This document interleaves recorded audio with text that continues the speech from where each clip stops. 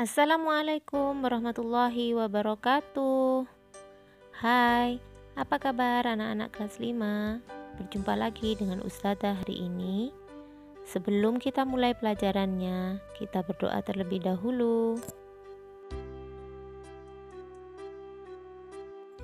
Hari ini kita akan melanjutkan pelajaran PPKN di tema 5, subtema 2 dan 3. Kira-kira apa ya materinya? Yuk kita pelajari bersama.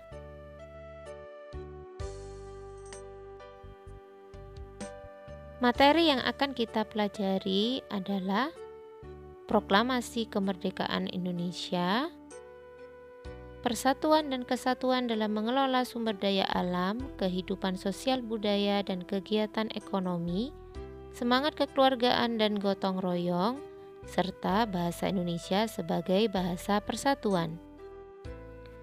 Materi pertama yang akan kita pelajari adalah Proklamasi Kemerdekaan Indonesia. Rasa nasionalisme bangsa Indonesia mulai muncul sejak berdirinya Organisasi Budi Utomo tahun 1908. Semangat itu semakin diperkuat oleh Ikrar Sumpah Pemuda yang dibacakan pada tanggal 28 Oktober 1928. Proklamasi Kemerdekaan Indonesia merupakan bagian pidato proklamasi yang disampaikan oleh Insinyur Soekarno sebagai wakil bangsa Indonesia.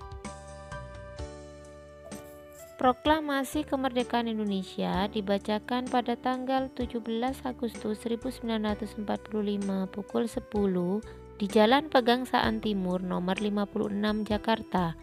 Pada saat yang sama dikibarkan bendera merah putih sebagai bendera negara. Pengibaran dilakukan oleh Latif Hendraningrat dan Suhud Sastrokusumo. Bendera merah putih ini dijahit oleh Ibu Fatmawati. Saat pengibaran dinyanyikan lagu kebangsaan Indonesia Raya ciptaan W.R. Supratman. Pada tanggal 16 Agustus 1945 terjadi penculikan terhadap dua tokoh bangsa yaitu Insinyur Soekarno dan Dr. Andes Muhammad Hatta. Kedua tokoh ini dibawa ke Rengas Dengklok Karawang, Jawa Barat dengan tujuan agar terhindar dari pengaruh ancaman dan tekanan pemerintah pendudukan Jepang. Keesokan harinya, kedua tokoh dikembalikan lagi ke Jakarta dan diamankan di rumah Laksamana Muda Tadashi Maeda. Naskah proklamasi dirumuskan oleh 3 orang pemimpin golongan tua yaitu Insinyur Soekarno, Dr. Andes Muhammad Hatta, dan Mr. Ahmad Subarjo, dan golongan muda yaitu Soekarni, B.M. Dia, dan Mbah Diro. Naskah proklamasi kemudian diketik oleh Sayuti Melik dan ditandatangani oleh Insinyur Soekarno dan Dr. Andes Muhammad Hatta atas nama bangsa Indonesia. Berikut kita simak video pembacaan teks proklamasi.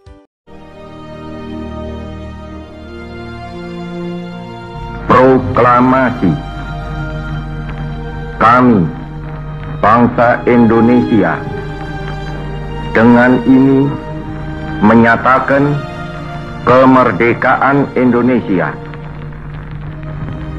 Hal-hal yang mengenai pemindahan kekuasaan dan lain-lain diselenggarakan dengan cara saksama dan dalam tempo yang sesingkat-singkatnya. Jakarta, 17 Agustus 1945, atas nama bangsa Indonesia, Soekarno, Hatta.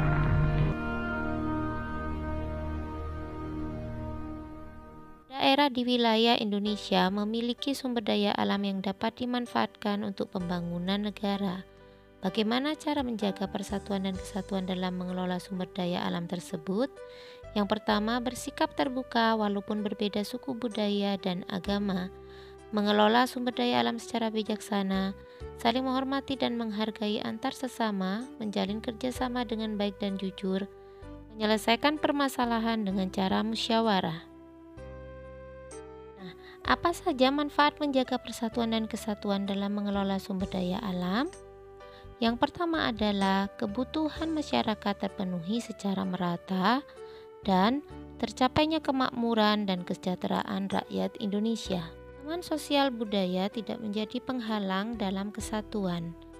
Contoh sikap yang menunjukkan persatuan dan kesatuan di dalam bidang sosial budaya yaitu menghormati penganut agama lain yang sedang merayakan hari besarnya, bergotong royong menjaga keamanan lingkungan, bekerja sama membangun fasilitas umum, saling membantu korban bencana alam, dan menghargai budaya daerah lain dan mau mempelajarinya.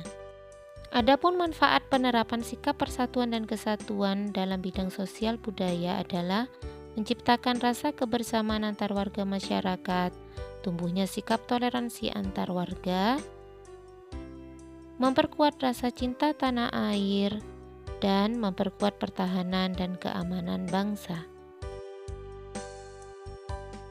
Indonesia memiliki berbagai keragaman, sehingga dapat menciptakan persatuan dan kesatuan dalam berbagai bidang.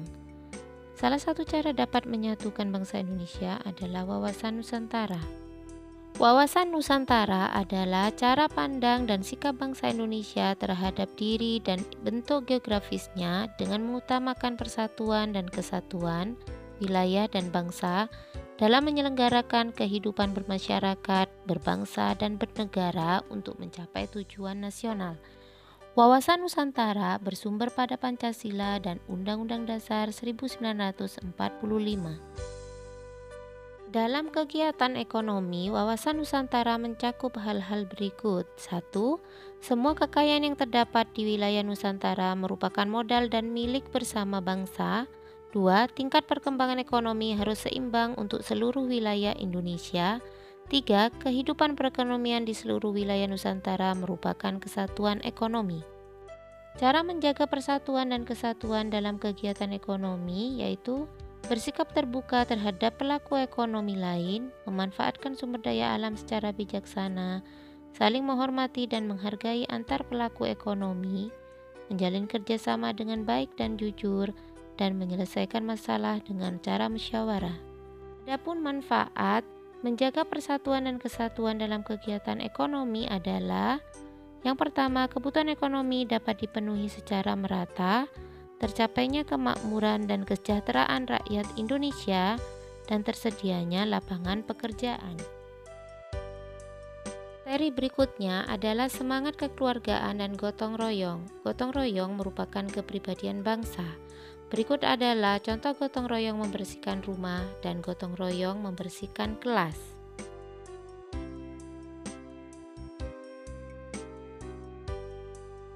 Gotong royong dapat menumbuhkan semangat kekeluargaan. Semangat kekeluargaan adalah sikap memperlakukan orang lain seperti halnya keluarga. Sifat kehidupan yang dilandasi nilai kekeluargaan adalah meningkatkan rasa persatuan dan kesatuan.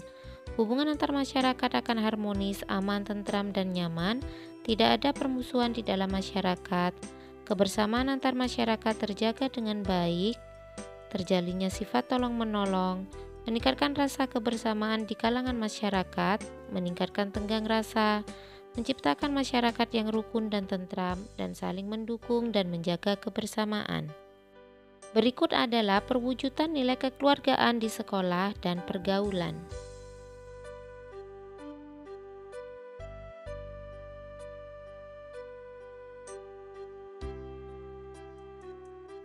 Materi yang terakhir adalah bahasa Indonesia sebagai bahasa persatuan.